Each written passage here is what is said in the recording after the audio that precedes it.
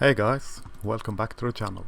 I am your host, Mariologier, and this is going to be a relatively long one, so grab yourself your beverage of choice. For my part, I'm on caffeine and water. This is Why I Am an Anti-Feminist, part 16. It is all well and good, I believe, to rail and rave and rant and ramble in opposition to feminism. At the very least, it is a fantastic cathartic experience and exercise, even if it may be an exercise in futility. It is very important, considering that feminism has become an incredibly powerful and influential force. And this is not me being hyperbolic. It is an absurdly powerful ideology, far beyond the confines of being a mere movement. In fact, it is such a powerful and influential movement that it has managed to worm its way into the minds of entire generations as the only force worth a damned in the eternal quest for equality between the sexes. And so, any opposition means being opposed to the genders being treated equally. This is absolute bullshit, of course, but that does not matter. Feminism has spoken, and theirs is the only word worth a damned. As I believe I mentioned in the beginning of this absurdly lengthy and admittedly variable in quality series of rambles, any ideology, any authority, that not only proposes, but demands to be the only voice to speak on any topic is one not to be trusted to speak on that topic. Particularly so when hiding behind an ism. That one single ideology demands a monopoly on a certain topic, and I don't care which topic or which ideology, should raise red flags and have alarms blaring in the minds of anyone who hears it. Subsequently, they should be dismissed as the authoritarian bullies that they are. It has come to such a point of what I can only refer to as indoctrination, that everyone and anyone either proclaim themselves to be feminist, or at the very least support the proposed cause of feminism, invoking the name of feminism. After all, it is only about equality between the sexes, and how can one oppose that? One cannot. Most everyone agrees that people should be treated equally. People are, after all, of equal worth and of equal value. This does appear to be the mainstream view of things, and I have absolutely no problems with that. In fact, I agree with it. We are of equal worth, and we are of equal value. This, however, does not mean that we are exactly the same, nor does it mean that every idea is of equal worth and of equal value. Some ideas are simply bad ideas, and bad ideologies doubly so. For my part, I consider human rights to be of incredible importance. Human rights is something that is ever and always to be defended and fought for. History, both current and ancient, shows how easily it is taken away from us, and how hard it is to regain once it has been lost. In fact, it shows how difficult basic human rights are to get a hold of in the first place. Lots of places are still very much lacking in that department. The notion that everyone should be treated as human beings, with liberty, bodily autonomy, freedom from persecution and so on such and yada yada yada, is a strange notion all across the world. Human rights, however, do in fact extend far beyond only being about women's rights. Some of us, you see, actually care that people, not only one piece of the people pudding, but the whole damn thing, ought to be treated properly and fairly. Despite this, women's rights, as waved about and serenaded by the frail and frantic forces of feminism, is the focal point of everyone and everything. Every major human rights organization, every this and every that and every other this and that, puts women's rights up front and center, neglecting, in the process of doing so, boys and men and their rights, their interests and their value as human beings. Because women's human rights are far more important than men's human rights for some reason. So it is. And such it shall be, apparently.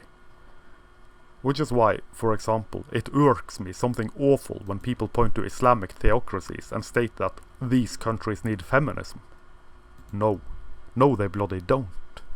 These countries need a human rights movement, not one for women and not one for men, but one for human beings. The details, I believe, can be ironed out later. To believe that only women suffer, that the suffering of women is the most important thing to end, is to believe that only women matter. To believe that only the one mattered, at the cost of neglecting the other, is a terrible thing to do. In fact, it has far-reaching negative consequences. One would assume that the dancing boys of Afghanistan to name but one example, would deserve some compassion, empathy and liberation. Not so, of course. In the battle for human rights, only women's rights matter. For women are an elevated human being, according to society at large, want to be saved, pampered and protected, whereas men are not. Quite the contrary. Men are to be sacrificed and boys are to be neglected, as of course is tradition. Feminism has successfully duped the world into believing that women are the ones who suffer hardest, thus being the ones whose end of suffering must be prioritized, even when it comes at the expense of ending the suffering of boys and men, even daring to go so far as to claim boys and men to be privileged based solely on their sex, and so their suffering is non-existent, or at the very least a suffering whose end must not be prioritized. This sham of feminism is done to such an extent that they blatantly lie, claiming that, for example, as seen in the Bloomberg piece on the ICMI 2019, women are the demographic most at risk for being assaulted, even when the opposite is true. Now, I don't know whether or not the reporter in that piece is a feminist or not, but that talking point most definitely is. Evidently, not many people care all that much, but the fact of the matter is that men experience violent assaults far more than women do. To which the usual reply from the sneering mouth of feminism is that men are assaulted by other men. So you see, this then somehow cancels out men being assaulted the most. Sharing the same set of genitalia with one's assaulter somehow makes the assault matter less. It makes the victim less of a victim for sharing a sex with their assaulter. This, I will have to admit, makes me break out in fits of the most sardonic laughter I can manage. Ha. Ha. Ha. Truthfully, this proves nothing but one simple thing. Men would much rather attack another man than they would ever attack a woman. I also find it peculiar and odd, this blaming and shaming of men who are victims of violent assault from other men for no other reason than sharing a bit and too veg with their assaulters, when neither sex nor gender matter according to the feminist hive mind, who proudly and loudly proclaim the gender-neutral future, which just so happen to be female.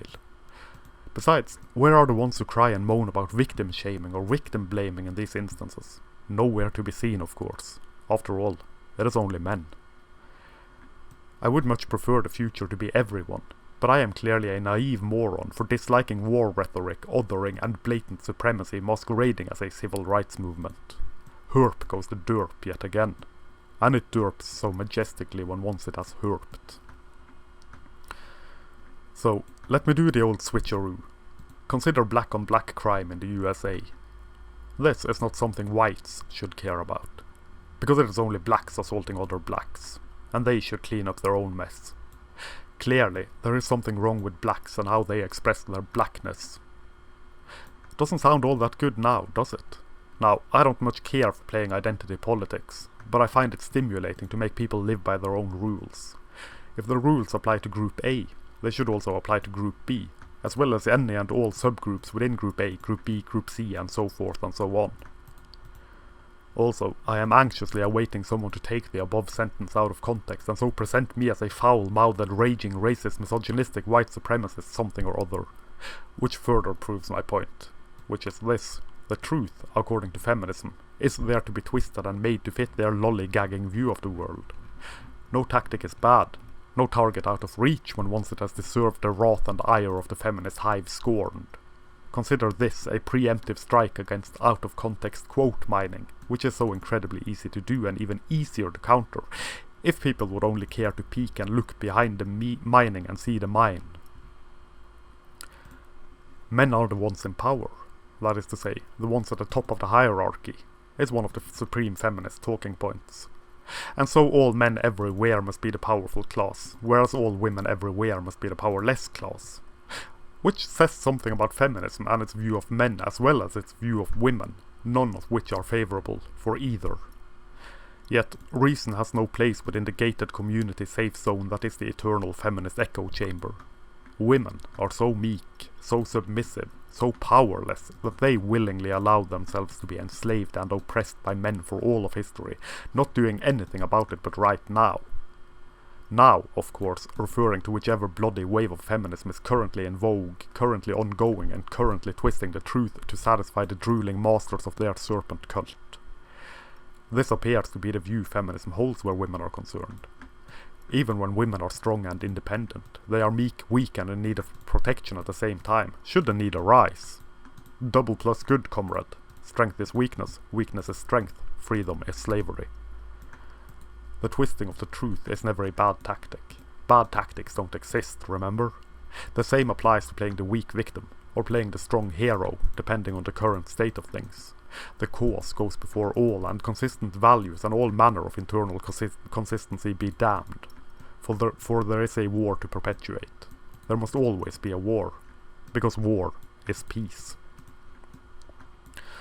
Also of interest, as a bit of a side note, when feminism states that we need more women in leadership, or we need to listen to the voices and experiences of women, they only ever refer to feminist women. Not women as a group, but feminist women, which is sly and ingenious in its way, because this allows for them to navigate women of a certain ideological bent into positions of leaderships. That is, positions of power, where they then can implement feminist law and order in this and in that through wielding the power and influence that comes from whichever prestigious position they then inhabit. Methinks the ladies doth neuroticize too much. A lot of the feminist rhetoric regarding men as a group, and the behavior of men, again, as a group, seems to stem from their own anxieties and paranoid delusions. Very likely, though admittedly only speculation on my part, born from a negative personal experience with one man, whose portrait is painted and presented to be all men by extension of his cock and metaphysical psych-travelling toxic masculinity. Or it could just be good old-fashioned bigotry, this group bad, that group good, other groups somewhere in the middle. Locking oneself up in a chamber where everyone constantly espouses the same fears, trepidations and anxieties does nothing but perpetuate and strengthen these anxieties and delusions. It becomes a, pardon my French, folie à deux, a shared psychosis, cats and dogs living together, mass hysteria. I tend to liken the current state of feminist hysteria to the satanic panic of the late 1980s, early 1990s. Suddenly, everyone and their moms had been made subject to satanic child abuse, rituals, sacrifice and God only knows what, with self-proclaimed experts in the field popping up out of the woodwork to tell everyone how deep the satanic rabbit hole truly went. And ye gods how deep it went. Everything and everyone deemed satanic, troubling or whatnot was under suspicion, and everyone and everything could possibly and probably be satanic, troubling and dangerous. Even Bloody Metallica, which is pretty tame as far as metal goes, despite being damned good. Well, the first few albums were damned good, then they appear to have ran out of steam and been prone for retirement for quite some time. Yet, that is besides the point. And let's face it, no one wants to listen to me ramble about music. My point is, we have seen this type of behavior before, time and again. Nothing ever changes. Not even the witch hunts. Only the perceived victims and the perceived victimizers and their so-called enablers change. There will always be witches to burn and heretics to chase. This is nothing new. The subjects of scorn and social hatred, ridicule and ostracizing, that is, the scapegoats, change from decade to decade. But it's always the same. And it's always damaging, as far as I have understood it, to society at large. Then it tapers off, people hardly mention it again, probably out of shame, and then the process repeats. Society needs a scapegoat. Civilization needs someone to blame for failing to look at itself and see where it has failed itself. It is easier to point fingers at one identifiable enemy than it is to understand that the problems society face are far more complex than this group bad. That there exist, in fact, no easy solutions. Now, looking to the top tiers of society and seeing only men, despite this not being true, does only consider the hard power of governmental institutions, of corporations and other such things. This I have heard referred to as visible power, which seems about as good a term as any other. Simultaneously, it neglects the soft power of social and societal influence, the invisible power, which women wield and have wielded for quite some time. Consider, for example, the following statement, as well as a whole slew of similar statements. Behind every successful man, there is a strong woman.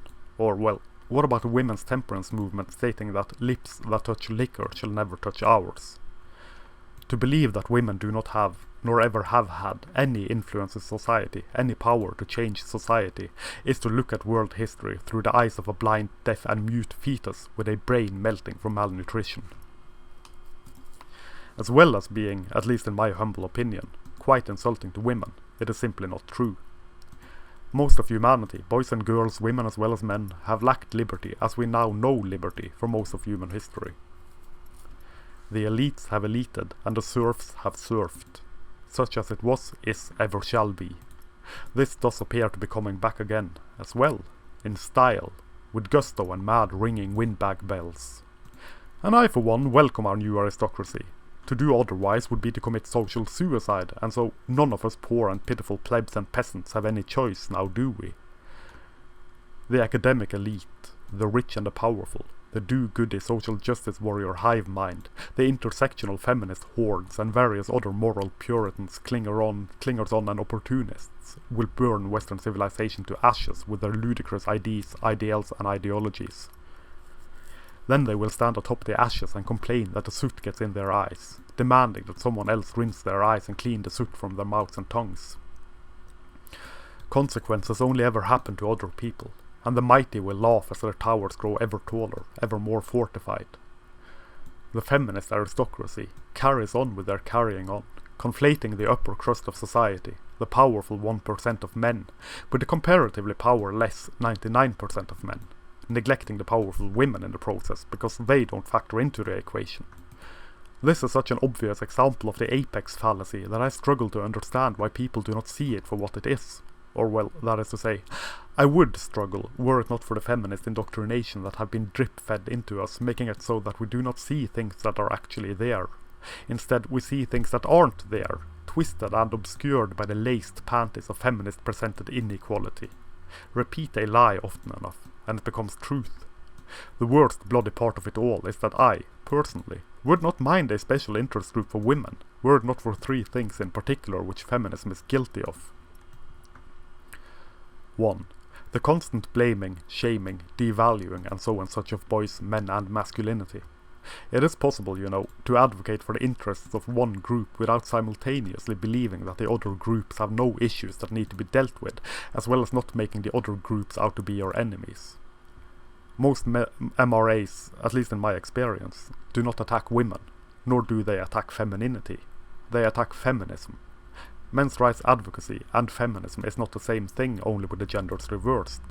Should that happen, should the men's rights movement ever devolve into an ism such as feminism, I will turn my back on it, and rightly so.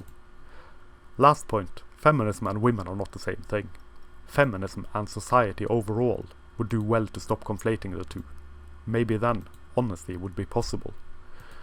2. Men are not allowed our own interest group, due in no small way to feminist influence, attacks, smears and various and sundry.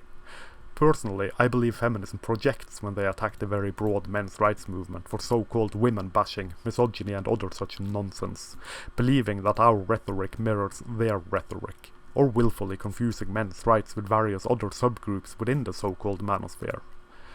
Feminism is a very solipsist movement, seldom seeing further than the tips of their noses. Or, well, perhaps pretending they do not to score cheap rhetorical points.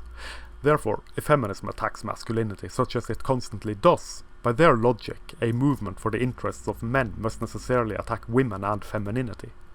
If women shall be allowed their own interest group, men should also. For, you know, equal treatment and all that. I doubt very much that feminism is an interest group for women, though. Rather, it is an interest group for the ideology of feminism. Any interest group, no matter which demographic it proposes to speak for, should never strive for supremacy. Not for their demographic, nor for their ideas. Yet feminism does so. I fail to see anything but a feminist hive mind shouting about the supremacy of women through their slogans and their behavior. The future is female. Disregarding the call for gender side from which that slogan sprung for a moment. Substitute female with any other demographic, particularly a currently unpopular one, and one cannot fail to see the thinly veiled sense of supremacy and superiority. The future is white, for instance. Ouch. What about the future is Aryan? It roars and it holds forth women as the supreme sex, and feminism as the supreme idea. Authoritarianism ought to be rooted out and thrown to the winds. Something as powerful, as influential and as domineering as feminism has become must be scrutinized, must be picked apart. Then, maybe, something better could rise to fill the void. Something which does not propose to hold the only view worth a damned on the infected and confusing term equality. Something which does not devolve and become an ism. That was point number 3. I suppose, however, that I should be grateful for feminism believing and speaking as they do about men in general, as well as men in power, as it showcases the thoughts of feminism, particularly what feminist women in power will do. It appears as though they believe that men in power only do things for the benefit of other men, because they themselves would only do things for the benefit of other women. If a feminist accuses you of doing something, you can bet your bum, your house, your dogs and your car that this is something the feminists themselves do, albeit with certain things reversed, such as gender. Female in-group preference have been proven to be much higher than male in-group preference. This explains quite a lot. Considering also that studies have shown women to consider it sexism when men treat women worse than they treat other men, as well as considering it sexism when men treat women just as they would treat other men, seeing it only as being treated equally to men when men treat women better than they treat other men, and we have a pickle to deal with whenever a feminist woman clamours on about sexism and equality, or inequality for that matter. To feminism, and women generally speaking, apparently, equal treatment does mean treating women better than men. This despite it being anything but equal treatment. This will, and does, cause problems when feminism is the only force allowed to speak on behalf of perceived equality between the sexes. The feminist vision of equality is not equal treatment, but preferential treatment of women. Chivalry, in a word, male sacrifice in 2. However, bitching and moaning about feminism as I do does nothing but scratch the surface of the muck and mulch of society and the way society treats men. Or, for that matter, the way men allow society to treat us. For men as a group are certainly not without fault. And feminism is not necessarily the cause of it, at the very least not the cause of all of it, or most of it. In fact, I believe feminism to be a symptom, not a cause. Nevertheless, symptom or cause, feminism has weaponized the societal indifference to the suffering of men and the struggles men face. It has weaponized the natural gynocentrism of our species, that is, humanity and its desire to protect and to provide for the female of the species. Sperm, after all, is incredibly cheap. Eggs, on the other hand, are not. Males are expendable, females are not. Biologically, of course, it makes sense. If one were to look at it from a strictly biological point of view, the meaning of life is to sow one's seeds and reproduce before one dies. That is all there is to it. Of course, humanity being such highly evolved domesticated primates as we are, we have become able to somewhat consciously rise above that, to philosophize, ponder and pontificate on this and that and all the other suches and so's that we could ever wish. Both blessed and cursed with self-awareness and consciousness. Subconsciously, however, I doubt we ever will rise above that. For we forget, in our hubris, in our heightened intellect and our heightened awareness of self, that we are, at the end of the clammy day, nothing but animals ourselves, not far removed from chimpanzees. This is very much evidenced at the end of a wet Saturday as the bar closes and we file out in barely contained chaos, going each to our own nests, hopefully having captured a mate along the way, for one night or for prosperity, fighting, fucking and bellowing to our heart's content, grooming and teasing and playing and cozying up to the alpha, keeping one eye on any weakness in his position, any cracks in his armor. In seeing and discovering ourselves as conscious human beings, it seems we simultaneously lost track of ourselves and our roots, that we lost our very nature, as it were. In doing such as feminism has done, feminism has hoisted itself up to a position of immense power and influence. Power and influence that any hate movement should not have. For I will not mince words. Feminism is a hate movement. All of it. I do not care for separating between so-called radical feminism and so-called moderate feminism. As long as the moderates do nothing to expel their radicals, as long as the moderates do nothing to quell the indoctrination of the whole societal zeitgeist that says that men are, at heart, wicked, and that women are, at heart, noble, There is no distinction to be made. As long as the thought leaders, the celebrated and still revered voices of feminism consist of the Dworkins and the Kosses, the Solanas and the Gerhardts and the Bindels, amongst others, there is no distinction to be made. There is only a feminist tactic of diversion, separating the so-called moderates from the so-called radicals. At the end of the day, men are the ones to be blamed, shamed, ridiculed and thrown under the bus. At the end of the long night, masculinity is the thing that is attacked, and then attacked some more. At the end of the week, no matter what or how or when, the struggles of boys and men, the suffering boys and men face, are not taken seriously and will never be taken seriously and spoken about, as long as feminism is in control, as long as feminism does what it can to stomp out the voices of men in regards to the struggles of men.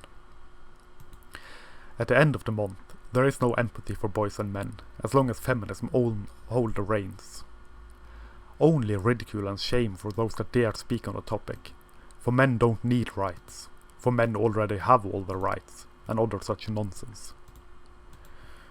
Walk a mile in her shoes, they say, and we buckle down and do, hearing nothing about walk a mile in his shoes. The reason for this may very well be that he does not have any shoes left to walk in. They have become too tight, too confined, and he cannot use them anymore. No one has ever cared enough about the male condition to properly see it for what it is, focusing instead all the energy and so on the female condition and then calling it a day when they figured out how women suffer and struggle. The other half does not factor into it. Only the one matter.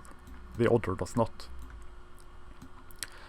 For all their high-flying and fancy talks about only being about equal rights, for all their tall tales and ridiculous claims that they help men as well, by helping women, it has at its core, at its beating heart and festering canker sore, the raw and searing hatred of and contempt for men. Its fear of men, its shaming of men, its paranoid delusions about men made manifest in their attempted control and remodeling and re-engineering of men as well as masculinity itself. If only men were more like women, all should be well. High-priced baloney and piss pottery, of course. But this does not matter when it has been decided that men are the enemy and women are the forces for good, that masculinity is dirty and femininity is pure. This is not viewing men and women as equals. To view the sexes as equal, one must understand that both have the capacity for good as well as for bad. This is something neither feminism or society overall is any good at. Women are not bad. Men are. This is, and has been for some time, the view of things. A reasonable view of things would be to say that neither men nor women are inherently bad. Most people are good and decent people that try their best at being good and being decent. Some people are bad, and neither sex nor gender factor into the wickedness. The execution of wickedness may vary depending on sex, men being physical in their wickedness, women psychological in theirs. But wickedness is gender fluid, or at the very least gender neutral. And that, I think, is that for this part of the ramble. Join me next week, if you so please, for the next and most likely last part of this lengthy ramble. Thank you very much for watching. Here follows an outro most befitting a video of this nature, a blatant attempt at virtual panhandling. Should you wish to support this channel, as well as my blog and any further endeavours this strange path will take me on, there are a few ways you can do that. The easiest would be to like, share and subscribe, as well as clicking the sometimes functional notification bell. Having the message, such as it is, manspread and mansplained far and wide will do wonders. You could also support my rambling and barely contained insanity by buying my books, which are linked below. More books will be made available as time allows. I also have a Redbubble shop, linked below, where you can buy prints in various forms of some of the artwork presented in my videos. Or you can contact me through the contact form on my blog for original artwork, commissions or prints direct from the source, so to speak. Until next time, I am your humble bearded bard, Morea Legier, manspreading majestically beneath the steel sky of doom.